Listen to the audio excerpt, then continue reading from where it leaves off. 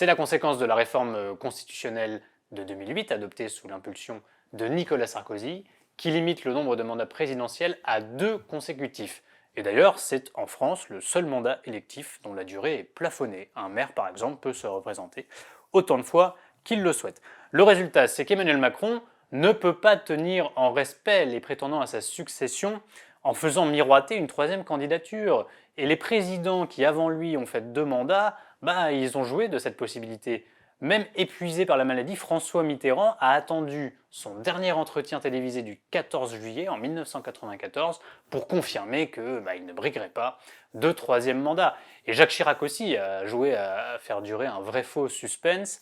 Il a attendu 1 mois avant l'élection présidentielle de 2007 pour confirmer qu'il ne se représenterait pas, 1 mois avant l'élection d'un certain Nicolas Sarkozy qu'il ne portait pas dans son cœur. Petit souvenir de ces adieux de Chirac. Mes chers compatriotes, au terme du mandat que vous m'avez confié, le moment sera venu pour moi de vous servir autrement. Cette limitation à 2 mandats consécutifs n'est donc pas une simple question juridique, c'est un paramètre éminemment politique dans l'équation. Et ça, c'est un ancien de l'Élysée, qui correspond toujours avec Emmanuel Macron, qui m'a expliqué qu'il l'avait compris dès sa réélection et qu'aujourd'hui, son pouvoir décroît progressivement. Pourquoi? Parce que la course à sa succession est ouverte, qu'il le veuille ou non.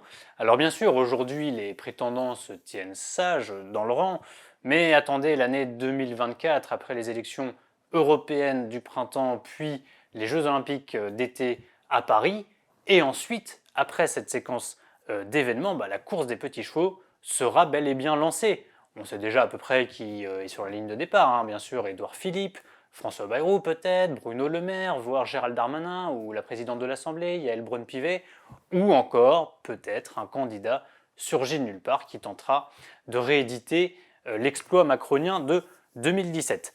Et on sait à quel point cette atmosphère de compétition au sein d'un même camp peut perturber et même pourrir une fin de mandat. Et ça inquiète les fidèles d'Emmanuel Macron qui se demandent comment il va pouvoir gouverner jusqu'au bout.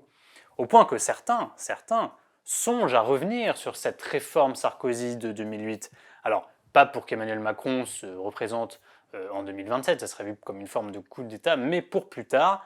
Ils vont vivre en direct les conséquences de cette limitation à 2 mandats consécutifs, et c'est pour ça que ça pourrait faire partir de la réforme des institutions qu'Emmanuel Macron a remis sur le métier. Pas de tabou, a-t-il dit à ses proches à ce sujet, et peut-être qu'il pense à ça entre autres éléments du dossier.